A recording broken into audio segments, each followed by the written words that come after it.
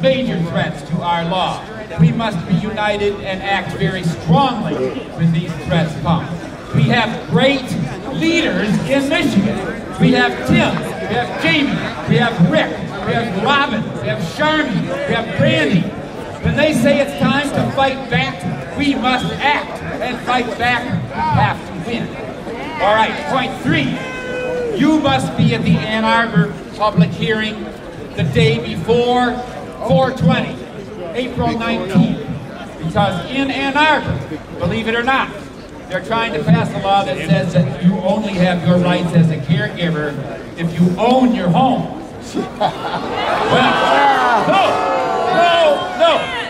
Told to give us a house.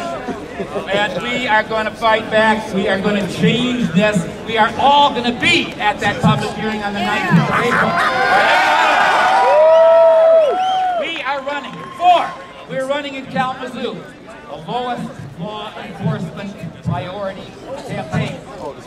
We're going to give the citizens of Kalamazoo the chance to vote on whether or not they still support cannabis prohibition. And they're going to vote no. How are they going to vote? And this is going to be the beginning of the end of cannabis prohibition when they see the citizens simply don't support it anymore. Now, number 5, I've got 2 signs here. These signs are to protect your grow room. To protect your house. These signs give legal notice that what you are doing is absolutely legal and protected. If anyone touches your grow room, they are guilty of a felony crime. And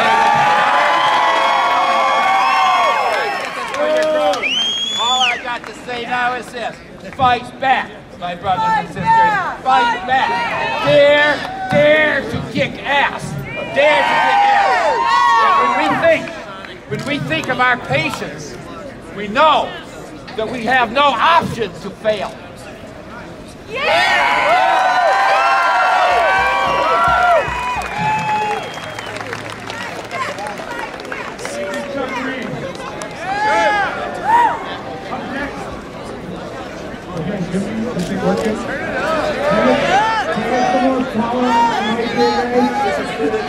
Up next, we've got probably one of the premier activists out of the city of Detroit. This next individual was personally responsible for putting the ballot initiative that passed in Detroit on the ballot. The next one, he collected enough signatures and the politicians screwed him. So right now he's in court, and hopefully he'll have another ballot initiative soon in the city of Detroit. So with great pleasure, I'd like to introduce Mr. Tim Beck.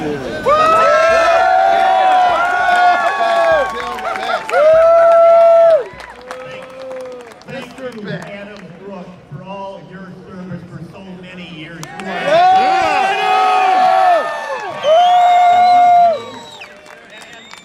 love all of you, and it's so nice to see a lot of we love you too, Tim! And a lot of new people too, because this struggle is not going to end until marijuana is legal. Period. I got some good news, folks. Just the other day, our court case has been granted expedited status by the Court of Appeal. We are going to be on the ballot. We've got one of the best law firms in the state of Michigan that's taking our business, and we're going to kick their fucking ass. For real. And you know, we're fighting this on a lot of levels. We've got a jackass cracker by the name of Bill Schuette for an attorney general. We gotta go! Yeah, that son of a bitch is trying to shut our law down. He's gonna fail, but he's not quitting. He's not gonna give up. And you know what, folks? My attitude is screw him, because whether marijuana is legal or not, I'm still gonna smoke marijuana.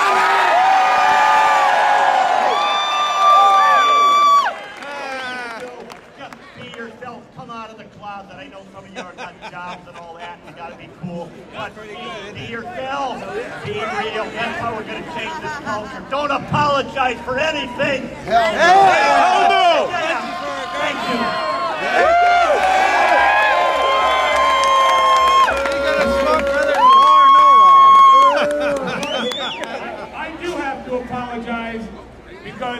I got busted. Oh. And unfortunately, while they were in my house, they found my wife's guns. Of course, those guns belonged to my father, and they were given to my wife once I married her. And she got your gun. Yeah, well, I'm not allowed to have guns. That's the problem.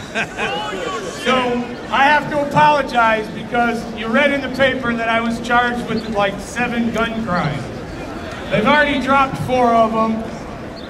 Next 2 weeks from now, we're going to court. I expect to beat these guys. It's certainly a great embarrassment, and I never thought that they would come after me because I was an activist. I always figured they'd come after me because I broke some law. I was breaking no law. They came after me. That's got to be political. That's the only thing I can think of. And I apologize because as a representative of this movement, all I can say is these motherfuckers came into my house. And I wasn't even home. So I apologize for that. I hope it never happens to anybody.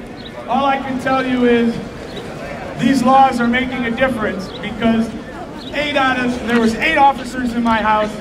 6 of 8 of them didn't want to be there. It was all they could do to get out of my house as fast as they could. They appreciate what I do, as most of you do. So I just wanted to apologize for that. Woo! Next up, most of you have seen these yellow shirts that were given out. There'll be some more given out on Monroe Street. They were brought to us and given out for free because we were able to get a sponsor. I'd like to bring that sponsor up to say a few words. From Third Coast is the Matt, Mr. Daryl Stavros.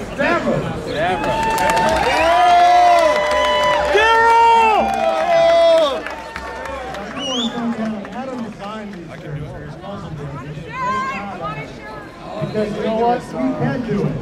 And that's what we're here for. Yeah, Adam always does a good job with organizing. Oh, yeah. 40 years now. This is our anniversary. I'm hoping he stays on for quite a while. There he is. We'll help him fight. He is. For you all over the place. You know, last year I stood on this stage. I did not actually. Adam introduced me as the first compassion center to open up in the state of Michigan, or what you'd say as a dispensary. You know, since we opened, there's hundreds of them now, and I'm excited that there's hundreds of them. Because what compassion centers are here for is we're here for the patients. We're fighting every day for these patients. First, When we opened our doors January 1st last year, I had no clue what I was getting myself into.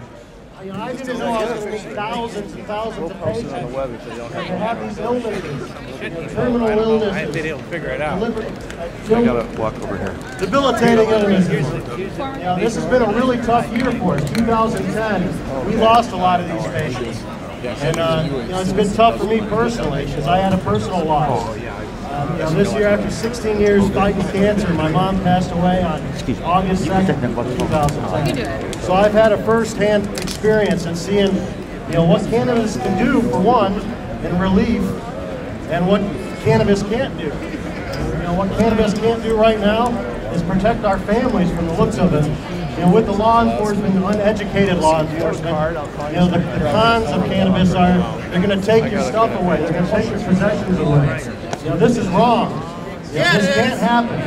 And that's why organizations need to come forward. I talked last year about unity. And united we stand, divided we fall. That's even more so true today. With the last election, it didn't really go our way. I don't know if you guys noticed that. You hear the chants about shootings. We wanted David Layton there for a reason. Shooty's not fighting for our rights. He's not there for us. That's right. He made a statement that he doesn't want these types of jobs. What does that mean? He doesn't want Matt Abel working. He doesn't want Matt Newberg working. These lawyers out here fighting our causes. Jesse Williams, Jim Razor, all these lawyers. Well, they have more work now. Accountants.